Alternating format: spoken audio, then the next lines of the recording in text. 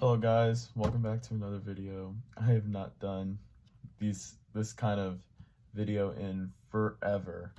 And sorry that I've been extremely busy. It's just that right now I'm about to go into spring break, so what I've been doing, I've been studying for my classes because my grades were not the greatest this quarter, so I've just been trying to get them up, and they did. So that's why this past week there was no video.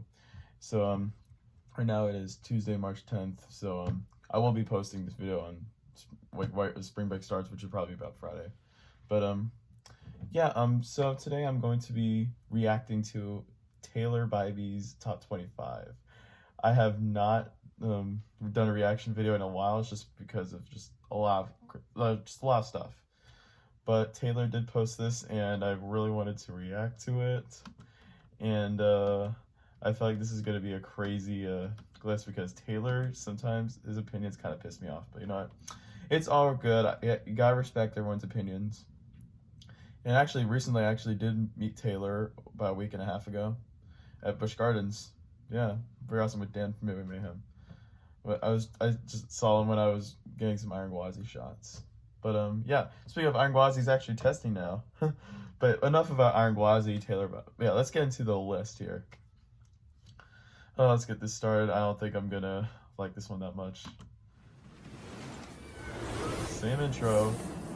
Same classic old school intro. Every year, I take a look back at my favorite roller coasters that I've ridden throughout my life. Hagrid! Yes, you had to put Hagrid on there. Yes, I love you, dude. Which, now that I've ridden over 700 different roller coasters, it becomes quite a challenge. And when there's only 25 spots, it means only the best of the best are able to make it. We are talking about literally 4% of all the roller coasters I've ridden. And because my opinions are constantly changing, and so that's why if you compare this year's list to last year's, you'll notice a lot of the same rides are there. However, the orders have been shifted around a little. Not for any particular reason other than maybe I had one ride experience that I was like, that ride wasn't as good as I remembered, I'm going to push it back a little. Or vice versa, where now I'm really going to move it up. Now, I rode over 100 new roller coasters last year. However, only 2 of them were good enough to crack my top 25, which of course meant that 2 roller coasters from last year's list had to get booted. Those 2 rides were Shambhala at PortAventura and Twisted Colossus at Six Flags Magic Mountain. I still enjoy both of those rides, but with a video like this, you got to make some tough decisions. We're not even onto the list yet, and I'm already triggered.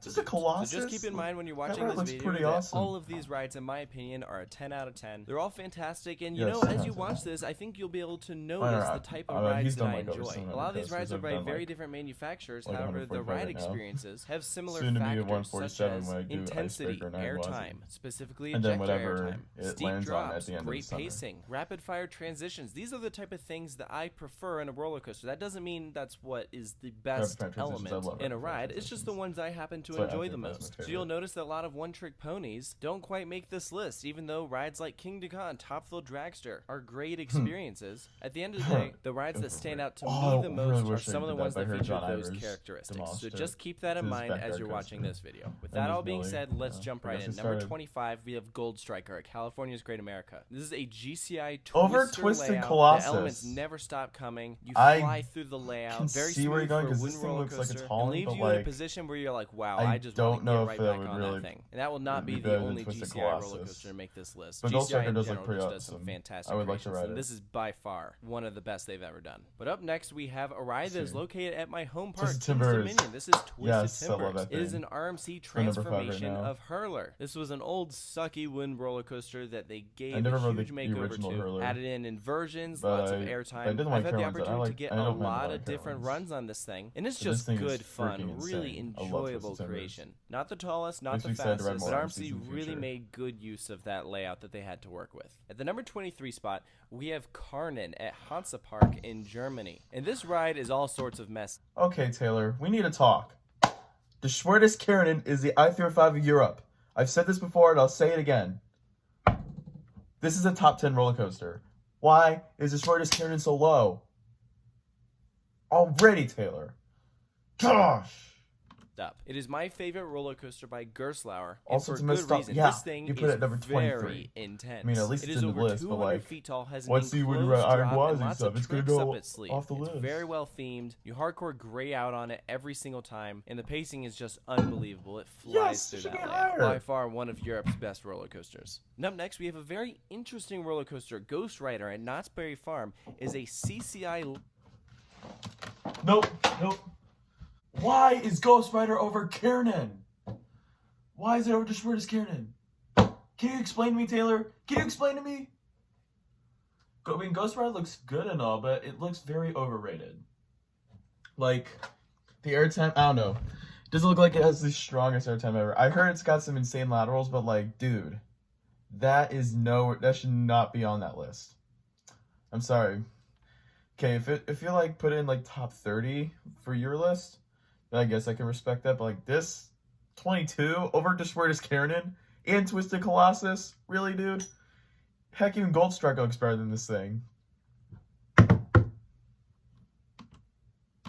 Layout that had been redone by GCI, and so it features the best of both worlds. It feels like a GCI with a CCI layout. So it has lots of laterals, airtime, and great pacing, but it features GCI trains, it's very smooth, and it gives an incredible night ride. This is one of my favorite roller coasters on the West Coast. I'm a huge fan of this thing, and it's definitely one that you won't want to miss. Just one spot ahead of it is Phantom's Revenge at Kennywood in Pennsylvania. This is one of my all-time favorite hypercoasters. It is very unconventional. The ride was originally an Arrow and then got most of its track ripped up with new Morgan track put in place that had a completely different layout. So now instead of focused on inversions, it's focused on speed. And this thing is fast. And because of the restraints, you get some crazy ejector airtime, especially towards the end of the ride. One of the things people always talk about with this creation is how the second drop is bigger than the first drop, so it really uses the terrain to its advantage. Taking the number 20 spot is Mystic Timbers. This is my favorite GCI roller coaster. Unlike a lot of their creations, this one features an out and back layout. It weaves through the woods, stays very low to the ground, and the pacing is just fantastic. I don't know if I would put it in number 20. When this thing flies, it flies, and you will get some great airtime on this thing. A lot of people love to make fun of the shed, but to me, I don't really care about that. I look at the layout. The fact is, this is a phenomenal layout. Now we're at the number 19 spot. And next we have Iron Rattler at Six Flags Fiesta, Texas. I haven't ridden this thing since 2016, so it's tough for me to say whether I would enjoy this thing as much as I did when I first initially rode it, because it has been quite a while, and most of these coasters I've ridden multiple times. And Iron Rattler, I only did a couple, however, when I did ride it, I very much enjoyed it. I still think it has one of the best drops on an RMC. A backseat ride on this thing is like nothing else. And taking the 18th spot is Terran at Phantasialand. This ride is crazy. The layout is focus less on airtime and more just rapid transitions, diving in and out of trenches through crazy theming. I mean, this has some of the best theming in the world. It is absolutely mesmerizing to watch just from off the ride. Then you're on it, and you have no idea what is about to come next. And I'm grateful that I'm able to get back on it later this year. So who knows, maybe this time next year, this ride will be a lot higher up on this list. We'll know. We'll just have to wait and see. Another Intamin launch coaster is taking the 17th spot. This is Maverick, and while this does not have the crazy theming that Terran has, I think this is a really strong layout. It whips through those inversions, all those crazy transitions. I tell you, there's nothing like that second launch. When you're already going at a pretty good pace, you slow to a stop and then just shoot off to go through the second half of that ride. If you ever visit Cedar Point, do not miss this ride. At number 16, we have Wicked Cyclone at Six Flags New England. And like Iron Rattler, this one I didn't have the opportunity to ride as much as I would have liked to. I haven't ridden it since 2017, but it was running great the one time that I visited. I was able to get lots of different rides on it, and I thoroughly enjoyed the experience. It's a heck of an improvement over the original Cyclone roller coaster it replaced. This is a smaller RMC with a tighter layout, but really makes good use of the space, which is why this is my favorite roller coaster in the New England region of America. And just barely outdoing it is Storm Chaser at Kentucky Kingdom. This is by far one of the most aggressive roller coasters I have ever ridden. No, you don't put Storm Chaser at number 15. But real quick, I mean, I don't know. It could be top 10, but I mean, I don't know. I don't know about this one, but I heard it's extremely aggressive, and that's why I don't know, it's just, he knows how aggressive this coaster is. This ride is not huge, however, it makes a heck of a use out of that layout. Twisted Twins was a dual-track wind roller coaster. This ride combined the two sides into one ride, and I don't know how Kentucky Kingdom greases their wheels or whatever, but whenever I go there, this thing is flying and is absolutely ridiculous. I'm a big fan of this coaster. And for the third RMC in a row, next up we have Railblazer. Railblazer, yes. Prototype track. It opened in 2018, is a mirror image of Wonder Woman Gold Lasso coaster, which I have not ridden. However, absolutely, I think what I'm about to say applies to that ride. This thing flies. I could not believe how fast it went through that layout. And if this really was RMC's first take at the Raptor track, I cannot wait to see what they do next, because this ride really blew me away. There's nothing like riding solo, hugging the single rail track as you whip around these tight turns and inversions. Fantastic experience. And something kind of funny, Railblazer is one of the only rides on this list that has not moved at all. In last year's list, it was also at number 14. And funny enough, the next ride also did not move from last year's list. Number 13 is still Expedition GeForce. Number 13, Expedition GeForce? This is the ride that I wish Millennium Force was, which you'll notice Millennium Force is not on this list. That's respectful. This is the coaster I respect that, does everything Millennium Force does,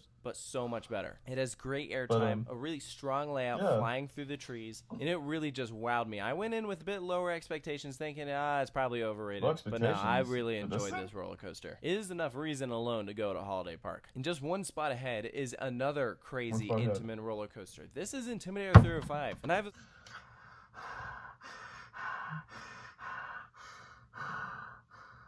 What'd you just do? What'd you just do?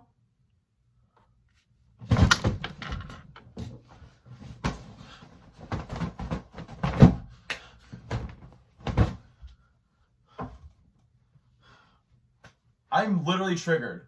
You literally triggered me to the max power. This thing is not the number 12 coaster. This thing should be top 5 or top. I mean, I guess at your home park, I know you've ridden it so many times, but like, dude, even then, it should still be like top 10. Like, come on. You go down that drop and you literally think you're gonna like black out. You have no idea where you are. I'm literally triggered. You triggered me, Taylor. You upset me.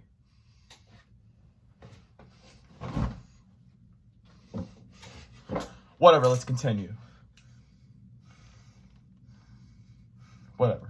Soft spot for this roller coaster. I've ridden it more than any other ride in the world. I love this thing to bits. Sure, the ride does not wow me as much as it did the first time I rode it, but it's still one of the most intense roller coasters I've ever ridden. It is you put number freaking 12. How high this thing is, and then how it goes through the rest of the layout, extremely low to the ground. There's nothing else like it. So now we're at the number 11 spot, and let me tell you, this ride has gone through a roller coaster of emotions for me, because when I first rode X2 above I-305. However, here it is, taking the number 11 spot on my list. Talk about a ride that has grown on me. Sure, if you sit on an outside seat, it's pretty rough. But this is still one of the most demented rides, I think, in existence. Staring face down at the ground, going through that first drop, and then rotating throughout the rest of the layout is just insane. It's not a perfect ride. I mean, this was the coaster that made Arrow go bankrupt, but I can't get enough of it. Anytime I go to Magic Mountain now, it's just one of those rides that I just want to stay on and lap and cheer as I go through the layout, because it's just so crazy. Talk about a ride that will wow you. So now we've made it to never done X2, but I heard it's pretty wicked.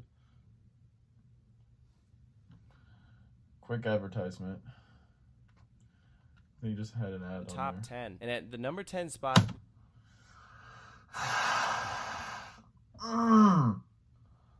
No, you're getting this all wrong, Taylor.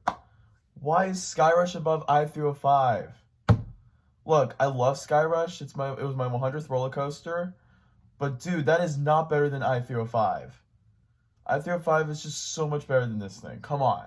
Why is Skyrush so high? Like, yes, it's in a top 10. Great. I love that. But no, I-305 should be way higher than this.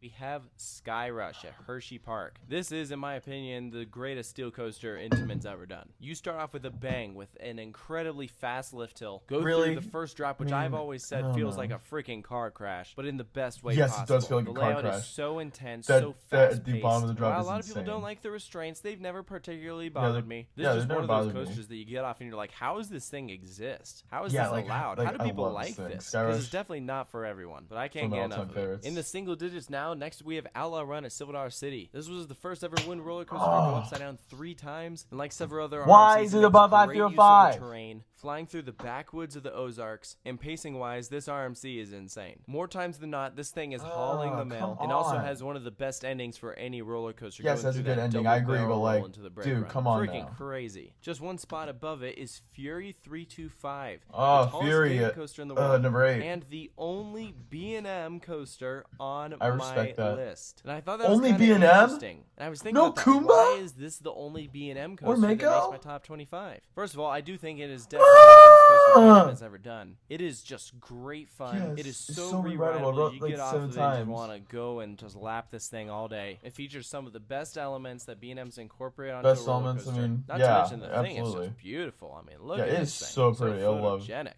So again, not that I don't like B&M. I'm a big fan of some of their other rides, but for the type of that's not better than 905, dude. I'm sorry. B&Ms just don't have that. But Fury, to an extent, does, which I think is pretty cool. At number 7, we have Wildfire at Cole Martin. This is one of those rides that has dropped a few spots. Not because I've loved it any less. In last year's list, I had it above at 505. Like I said, my opinion don't think changed. so. I still think this ride is absolutely phenomenal, and it gives probably the greatest view of all time from a lift hill. And the way it flies through the trees of Sweden, up and onto the cliffside, it is a fabulous creation. I believe I rode it like 17 or 18 times in one day. I couldn't get enough of it. Made going to Sweden at all. It does look amazing with the rock. Just barely missing the top 5 is the Voyage at Holiday World. Why is the Voyage above 505? Is their favorite of all time, and for good reason. This ride is insane. It is ridiculously long. Like, it never lets up. Pacing is unbelievable. It feels like it's getting faster as the ride goes on, which doesn't make any sense. And tons of airtime. It really has the best of everything. First half feels like a hypercoaster. Second half feels like an RMC before RMC was even a thing. Gravity Group knocked our socks off with this ride. In my opinion, this is by far one of the greatest wooden roller coasters ever built. So now we've made it to our top 5. Edgenica. The new roller coasters to make my top 25. This is Edgenica at Fuji-Q Highland. Holy frick, this thing is insane. It is so much to handle. Yeah, I want to ride it, and I could not believe what I just rode. That. And I said this in the review, but I have never laughed more on a roller coaster in my life than on Edgenica for the first time. It is everything I wanted X2 to be and everything more. You wanted to be. So X2 made number 11, still phenomenal ride, like 10 out of 10. But Edgenica feels like an 11. I wish this ride were a lot closer. Number 2, Elrod 3 El Toro. I'm so glad I had the chance to experience it because I freaking love this ride. Definitely go back and watch that review. Oh no! I go way more depth into it, as well as all the other roller coasters that are on this list. I've reviewed them, but especially this one. I mean, man, there's a lot to talk about. But we don't have time for that because we got to talk about the number 4 spot, which is Hakuge.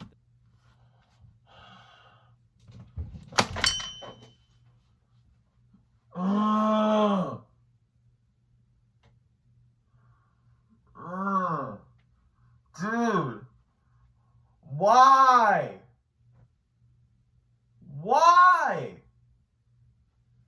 Okay, Hakuge looks great, but it looks so overrated.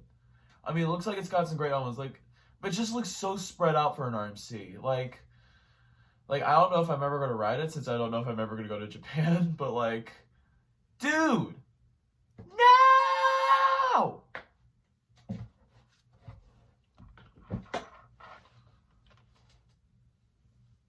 The second new roller coaster that I rode this past year that was able to secure a spot in my top 25. This was my favorite roller coaster in Japan. It is definitely one of RMC's best creations. It is a redo of White Cyclone, which I did not have the chance to experience, but let me tell you, Hakuge is freaking phenomenal. POVs do not do it justice. So much airtime, pacing is unbelievable. Okay, that drop looks incredible. I will say that. Preferred this ride looks like it's got a great view, but instead of the back, which I thought was interesting. Not to mention, it's just beautiful. I mean, look at this thing. Wow. What a gorgeous coaster. So number next 3 is probably El Toro. Top 3. And I've really thought a lot about this. This whole list was really tough for me, but especially coming up with the top 3, I could not figure out how I wanted to place these rides, but this is what I came up with. At number 3, we have Steel Vengeance at Cedar Point in Ohio. No! When I first rode this thing, it caught me so off guard how long the ride is, how many different elements it packs in, and the sheer amount of airtime. It really is a masterpiece, especially the second half of the ride when it's weaving in between the structure. It always takes my breath away every time I ride it. While a lot of people will make the argument that this is the greatest so good, but built. At the end of the day, the reason I moved it is because I was really trying to think about what is the difference between greatest and favorite. I think there's still arguments to be made. So next time he's probably got El Toro and Lightning Rod. Coaster out there. However, I still have a soft spot for two other rides. The overhyped train is really just gone off hill for Steel Vengeance. So maybe this is the best steel coaster out there. Best steel coaster. Rides I placed above it. Hybrid. First off is El Toro at Six Flags Great Adventure. Oh wow! I have over Steel Vengeance. A humongous fan of this ride. It is absolutely insane. It looks Some of insane. The greatest airtime you'll ever experience. Dude, Ridiculously intense, pacing top notch, and while it may not be as pacing long at the end as looks Steel kind Vengeance, of a slug. there's just something about it that I just love riding it so much. I really wish Intamin did more of these type of rides because everything about this roller coaster is just Lightning Rod. So what do I have at the number Lightning one Rod. spot? It's gonna be Lightning Rod. Ladies and gentlemen, I have put Lightning Rod at $1. Oh yeah, Lightning Rod. Okay, that's respectful. My number one coaster of all time is Lightning Rod when it was running at full speed before they slowed down the launch. So now this coaster does not run quite as fast as it used to, which is a shame. It's still really good, and you don't even notice the difference in the second half of the ride. But when this thing flew over the top where you were getting crazy ejector cresting that hill and into the first drop, still remember getting some pretty good air at the top of that hill. I cannot believe that this ride was that good. So I'm assuming that's going to be like this coaster to bits. I bet if we're back in it, it'd just be like nothing else. The quad down. The quad insane. Down. Holy crap! Going down the mountain, the ride gets faster and faster each time, and it ends with a bang where you hit the brake run and you're like, oh my gosh, that just happened. It is so intense, so fast paced. It's a shame that it's had so many technical issues the past few years because, in my opinion, this is my favorite roller coaster. So that is how I rank my 25 favorite roller coasters. Taylor. Wow. Okay, honestly, it wasn't that bad of a list, but I was very triggered. Like, I threw a 5 at number 12. What's that doing at number 12? But, like, Lightning Rod at number 1, like, that's respectful. And then the way he put Steel Vengeance at number 3, I'm like, jeez, dude. I guess it's now overrated, I guess. People are going to call it the worst RMC in 10 years, I'm assuming. But, man, okay, not that bad of a list. I mean, there were some that would probably just flip around, but in general, this wasn't horrible. Better than some of the lists that I've seen. So that is going to end this video. I hope you guys enjoyed this. Don't forget to like, comment, subscribe for more videos in the future. Also, don't forget to check out Theme Park Guy Productions on Instagram for more updates and content. I'll see you guys next time, and have a theme-tacular day.